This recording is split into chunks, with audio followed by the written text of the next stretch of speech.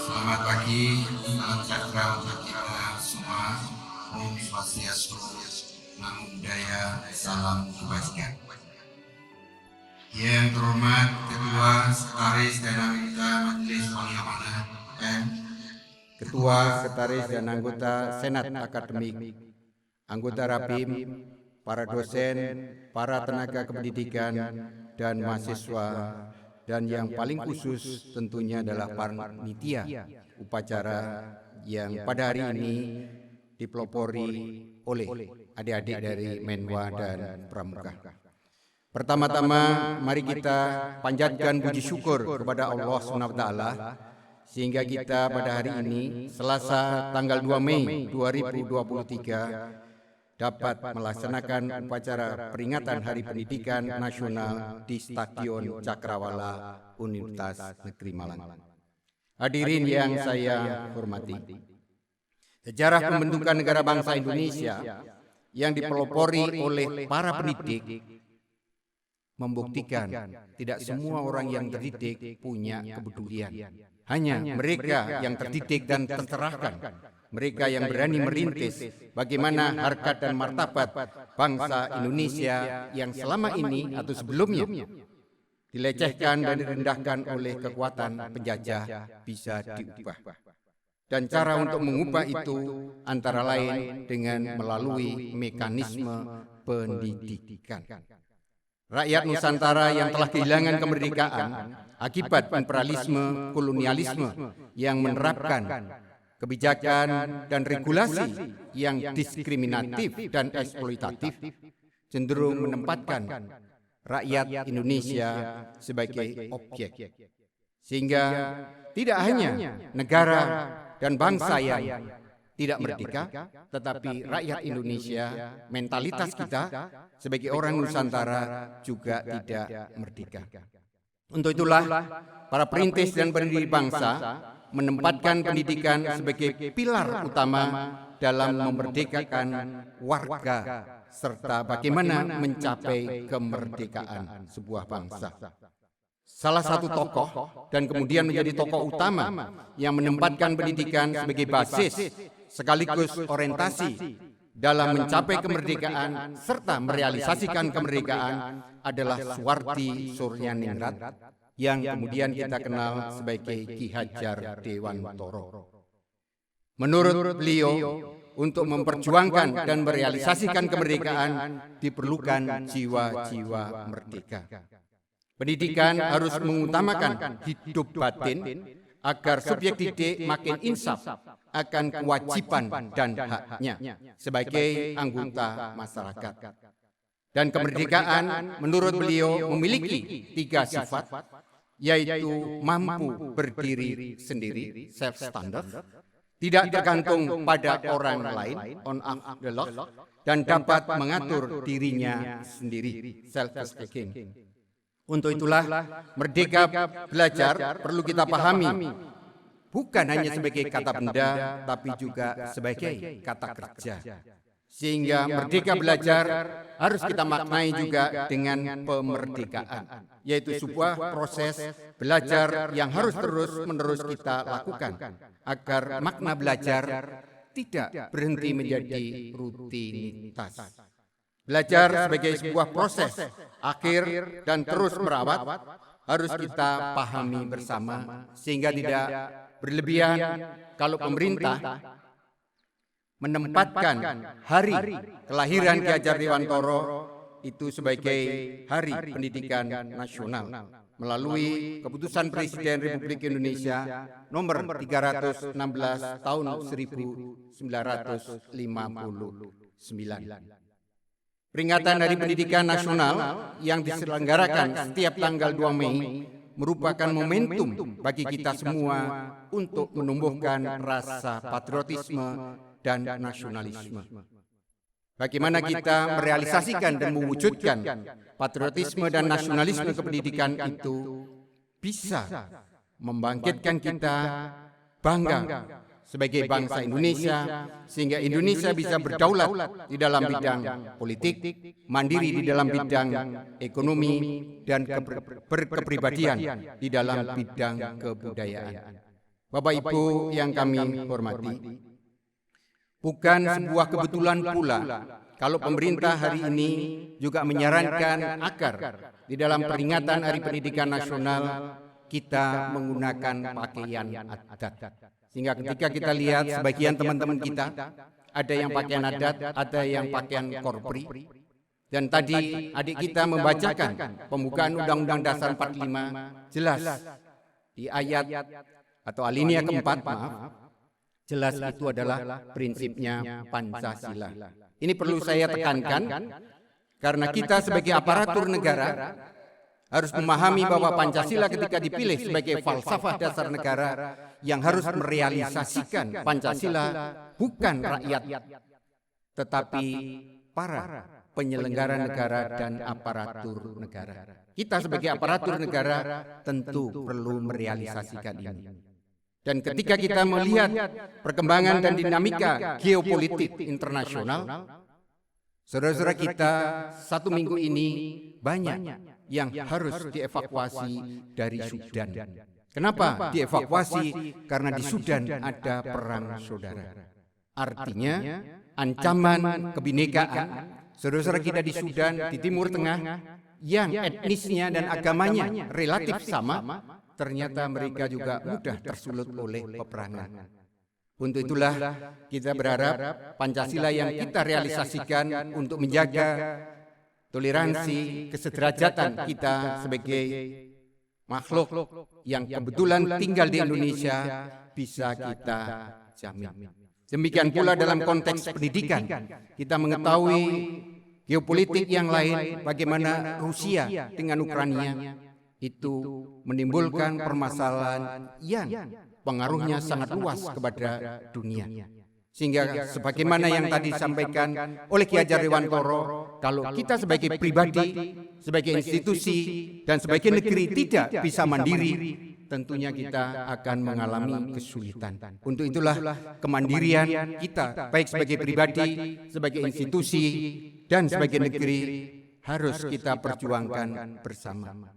Bapak Ibu yang kami hormati, perkenankanlah saya sebagai rektor, ketika menerima amanah ini, saya telah berjanji bagaimana Universitas Negeri Malang memiliki kontribusi kepada masyarakat, sehingga karya-karya ilmiah teman-teman dosen tidak hanya dibaca oleh kalangan intelektual, tapi juga dibaca dan bisa dipahami oleh masyarakat umum. Sehingga kita berharap hasil penelitian teman-teman yang dibiayai oleh anggaran negara, anggaran institusi, itu juga bisa dirasakan oleh masyarakat. Sehingga pada hari ini, teman-teman yang membidangi inovasi telah berupaya bagaimana menampung ide-ide yang ilmiah populer dan populer ilmiah dalam UM Magazine. Untuk itu, kita berharap ke depan, setiap hasil pemikiran dan penelitian teman-teman UM tidak hanya bisa dibaca oleh kalangan intelektual, tapi juga bisa dibaca dan diakses oleh saudara-saudara kita semua. Demikian pula, agar kampus kita bisa menjadi kampus yang sehat, insya Allah nanti siang kita akan melakukan penanaman pohon, agar kampus kita secara fisik itu juga ramah lingkungan. Bapak Ibu yang kami hormati, tetapi yang namanya sehat tidak hanya sehat secara fisik, tapi juga sehat secara organisasi. Mohon maaf, selama saya menjadi rektor dengan jajaran, mungkin ada kebijakan-kebijakan yang kurang sesuai dengan harapan teman-teman.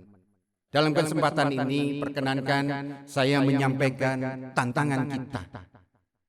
Ketika kita sudah menjadi perguruan tinggi badan hukum, peluang kita untuk berkembang, mengembangkan diri, membentuk program studi, bahkan membentuk organ-organ universitas diberi keleluasaan. Tetapi kebebasan itu juga diikuti dengan sebuah resiko, asal UM bisa membayar sendiri. Sehingga jumlah tenaga PNS baik di kalangan dosen maupun tendik jumlahnya tidak selalu bisa meningkat. Sebaliknya, teman-teman yang non PNS, dosen dan tendik yang non-PNS jumlahnya makin banyak. Sehingga mulai Januari tahun 2023 setiap bulan kita harus mengeluarkan anggaran 8,5 miliar untuk membiayai hak-hak teman-teman kita itu semua. Dan dalam 1 tahun, tolong tidak dihitung 12 bulan, karena teman-teman kita yang non-PNS juga memiliki hak yang sama sebagaimana PNS. Dia punya hak menerima gaji ke-13 dan ke-14. Sehingga 8,5 miliar harus dikaitkan dengan 14 kali. Sehingga tanpa harus membuka kalkulator, teman-teman dari matematika pasti sudah bisa membayangkan angkanya 119 miliar. Ini bukan sebuah beban, tapi harus kita lihat sebagai sebuah resiko. Yaitu bagaimana kita mengembangkan dan mengendalikan ini sebagai institusi pendidikan yang sehat dan mencerdaskan. Untuk itu kami minta dukungan Bapak Ibu sekalian, bagaimana kita mengelola aset yang dimiliki, baik aset fisik maupun aset intelektual, agar bisa menghasilkan sesuatu yang lebih produktif pada satu sisi dan lebih efisien pada sisi yang lain. Sekedar untuk contoh, seminggu yang lalu saya harus menandatangani likuidasi salah satu unit di Universitas Negeri Malang karena berdasarkan analisis tim, unit itu tidak relevan lagi, dampaknya secara akademik sangat minim dan beban finansialnya justru sangat berat. Sehingga dengan sangat terpaksa kita harus membubarkan atau melikuidasi lembaga tersebut. Yang pula kami berharap teman-teman yang mendapat amanah untuk mengelola aset gedung, aset fisik, tolong membaca tulisan Robert T. Kiyosaki, apa itu aset, apa itu liabilitas. Karena dari data yang diberikan kepada saya selaku rektor, ternyata banyak aset yang selama ini dikelola bukan sebagai aset, tapi sebagai liabilitas. Buktinya, pemasukan yang diberikan kepada aset itu kepada universitas, ada yang untuk membayar airnya saja tidak cukup. Belum lagi membayar listriknya, belum lagi membayar tenaga yang selama ini kita percaya untuk mengelola gedung itu, sampai dengan urusan penyusutan gedung itu sendiri. Maka disinilah kita perlu melakukan sebuah perubahan mindset ketika menjadi PTN BH. Bagaimana kita harus bersikap. Aspek akademik tidak boleh dikalahkan oleh aspek-aspek yang non-akademik. Tetapi pada saat yang bersangkutan, yang aspek akademik, bagaimana bisa mendorong kemandirian kita bersama.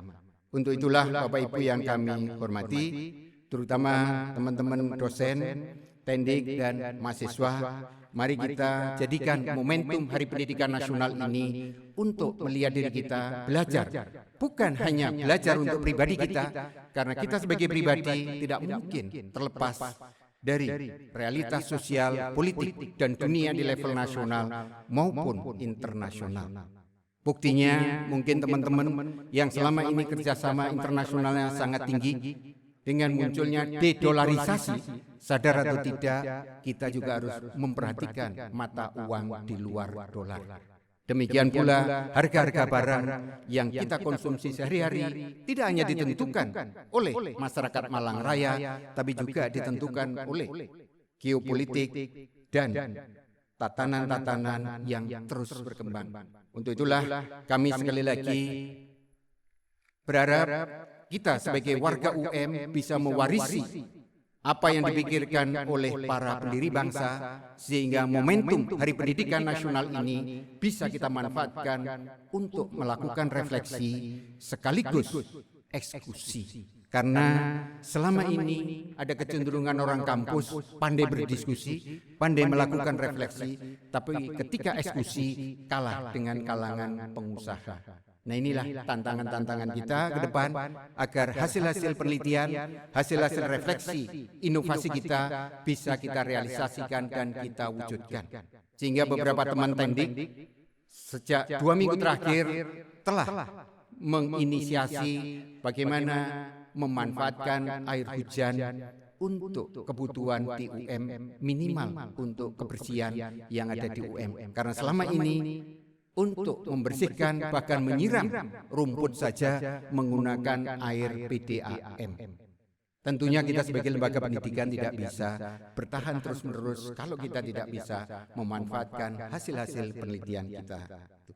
Untuk itu sekali lagi kami berharap kita semua bisa berpikir bersama, melangkah bersama, dan merayakan keberhasilan sebagai bagian dari institusi kita, termasuk kami berterima kasih dengan partisipasi teman-teman semua, para tendik yang telah banyak membantu, dan Bapak Ibu dosen yang pada tanggal 26, 27 kemarin mengisi, dan kita sekarang masih diberi kesempatan sampai dengan tanggal 5 hasil pemeringkatan PTN-BH kita yang semula masuk kategori bawah, sekarang sudah masuk kategori menengah. Jadi sekali lagi kami terima kasih atas kerja teman-teman semua. Dan mari kita bersama-sama menjadikan kampus UM sebagai kampus yang sehat dan mencerdaskan, sehingga kita bisa bergerak bersama semarakkan merdeka belajar. Demikian saudara-saudara yang berbahagia, terima kasih atas perhatian Anda sekalian yang telah menghadiri dan mengikuti upacara ini dengan penuh hikmat. Kepada para mahasiswa, petugas pelaksana upacara, Menwa, Pramuka, PSM, KSR, dan Marching Band, kami ucapkan terima kasih. Semoga Tuhan selalu memberikan rahmat dan hidayahnya kepada kita semua. Amin ya Rabbal Alamin. Selamat berhari pendidikan nasional. Jayalah pendidikan nasional, jayalah pendidikan UM, jayalah kita semua. Akhirul kalam, wassalamualaikum warahmatullahi wabarakatuh.